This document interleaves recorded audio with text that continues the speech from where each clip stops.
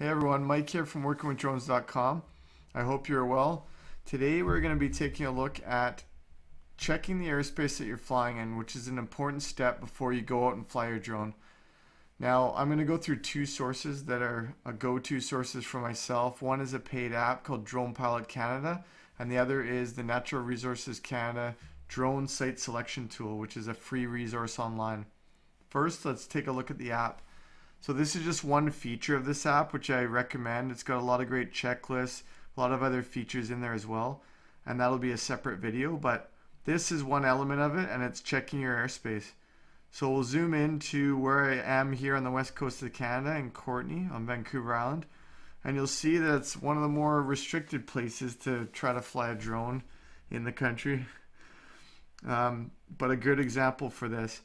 So if we click in the middle here, actually let's click on this side, you'll see all the overlapping airspace near me. One is CFB Comox, so the military base here, the corresponding Class D controlled airspace.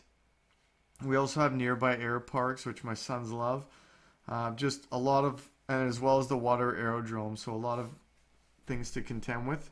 But the other thing I really like about this app, in addition to getting a spatial view of all the airspace, is that there's contact numbers in here as well, which does save you time for your flight operations manual and having that contact. So if you are needing to get in touch with the tower before and after your flights, after you put in your Nav Canada notification, then the contact info is there, which is handy.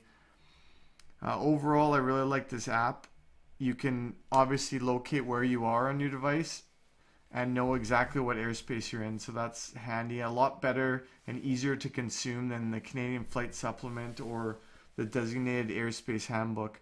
I'm a spatial person by nature, and it's nice to be able to look at it this way.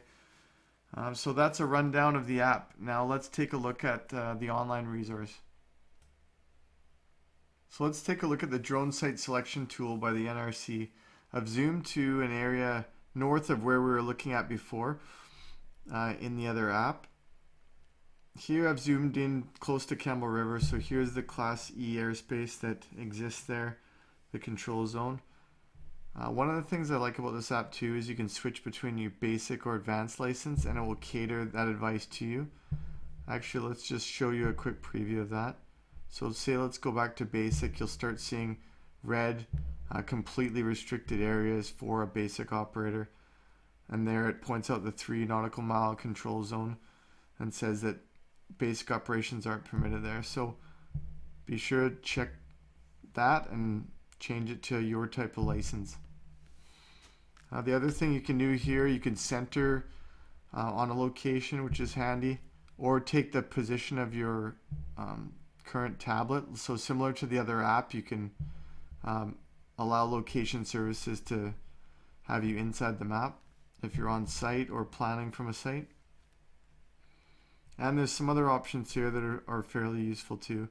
You can change the controls here and customize it. So anyhow, a really handy tool, the Drone Site Selection Tool.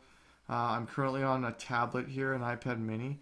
It works well on mobile and PC, and it's a good free option as opposed to the other app. But I do recommend that app, lots of great features, and thanks for stopping by.